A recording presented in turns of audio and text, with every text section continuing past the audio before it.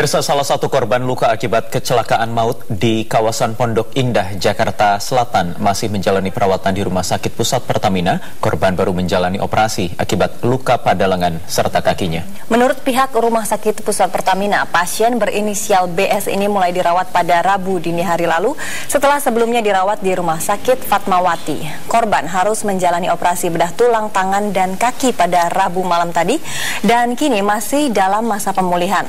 BS mengalami luka tertutup akibat kecelakaan dan terus menjalani perawatan lanjutan. Menurut pihak dokter, jika diperlukan, BS akan diberikan penanganan trauma pasca kecelakaan. Operasi tulang, gitu ya. Sejauh ini yang kami boleh informasikan adalah sebatas itu saja. Di bagian apa? Boleh tahu? Kaki, tangan? Tangan dan kaki. Christopher Daniel Syarif, pengemudi SUV yang menewaskan 4 orang di arteri Pondok Indah Selasa malam lalu dipastikan dalam pengaruh narkotika saat kecelakaan terjadi. Kasus ini mengingatkan kita dengan kecelakaan maut di Tugutani, Jakarta Pusat 3 tahun silam. Setelah serangkaian pemeriksaan dan tes urin, akhirnya polisi menyimpulkan Christopher ketika mengemudi berada dalam pengaruh narkotika jenis LSD. Kepastian tersebut disampaikan oleh Kasat Lantas Polres Jakarta Selatan AKBP Sutimin.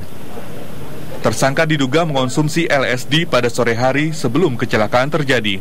Pengemudi inisial CDS bahwa yang sudah dirilis oleh Bapak Kabid Humas Polda Metro sementara terindikasi mengonsumsi jenis narkoba LSD ya, yang di dalamnya itu kurang lebihnya jenis asam ilsigrat ya. Kejadian ini mengingatkan kita dengan apa yang terjadi pada 22 Januari 2012, tepat 3 tahun silam di Tugutani, Jakarta Pusat. Saat itu mobil yang dikendari Afriani menabrak sekumpulan pejalan kaki yang tengah melintas di tepi jalan. 9 pejalan kaki tewas dalam insiden itu. Belakangan diketahui Afriani berada dalam pengaruh narkoba jenis ekstasi.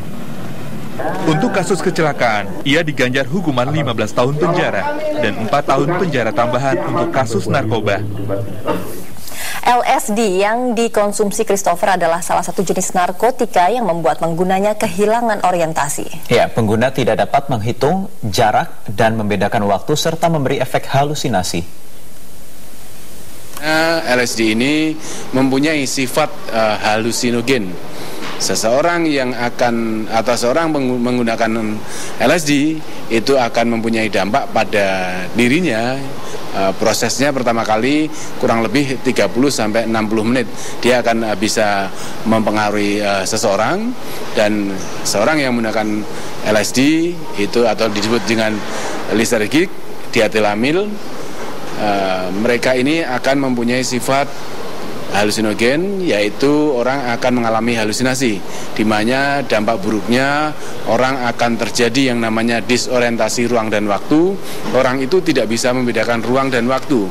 Dia tidak bisa membedakan jauh dekat, membedakan jarak, tidak bisa membedakan waktu, siang, sore, malam. Dia tidak bisa membedakan apakah di dalam ruangan atau di luar ruangan. Kemudian dia terjadi yang namanya mispersepsi panca indera. Ya, dan hari ini Polres Jakarta Selatan direncanakan akan kembali melakukan olah tempat kejadian perkara di Jalan Arteri Pondok Indah, Jakarta Selatan. Ya, Renggi Putrima akan melaporkan langsung dari lokasi. Renggi, apakah sudah digelar olah TKP yang direncanakan pagi ini oleh Polres Jakarta Selatan?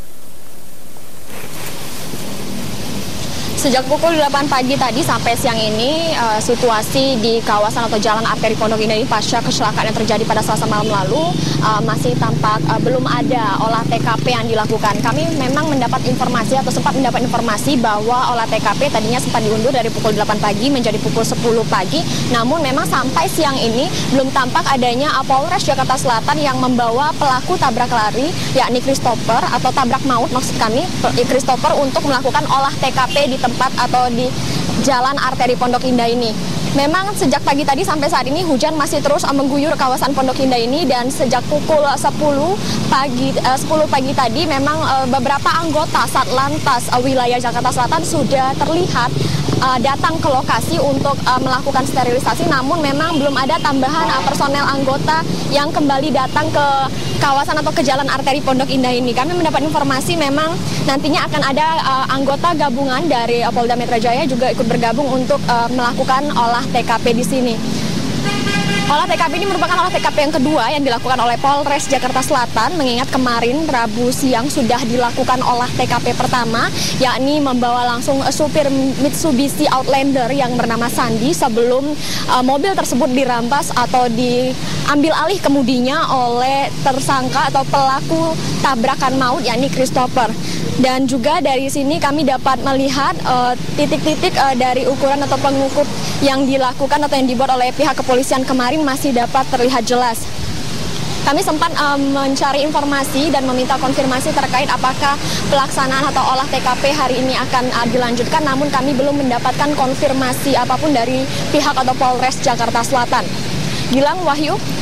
Ya, Renggi, kemudian selain sudah ada sejumlah personel kepolisian di sana, siapa saja yang juga rencananya nanti akan hadir? Apakah ada perwakilan dari pihak keluarga korban yang juga hadir? Ya, Wahyu dan juga Gilang, dari pagi hingga siang ini kami belum melihat adanya keluarga korban yang datang ke lokasi ini untuk melihat secara langsung olah TKP yang kedua.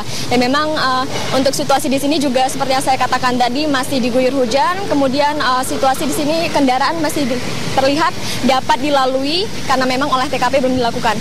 Kami akan menginformasikan kepada Anda jika memang olah TKP hari ini kembali dilakukan atau jadi dilakukan oleh Polres Jakarta Selatan yang langsung membawa pelaku tabrakan maut, yakni Christopher. Untuk sementara kita kembali ke studio, Gilang, Wahyu. Iya, Renggi Putrima melaporkan langsung dari kawasan Jalan Arteri Pondok Indah, Jakarta Selatan. Ya, dan pemirsa, 4 orang pengendara motor tewas dalam kecelakaan Selasa malam. Walau belum menyiapkan langkah hukum untuk menuntut pelaku, keluarga korban berharap Christopher mendapat hukuman yang setimpal.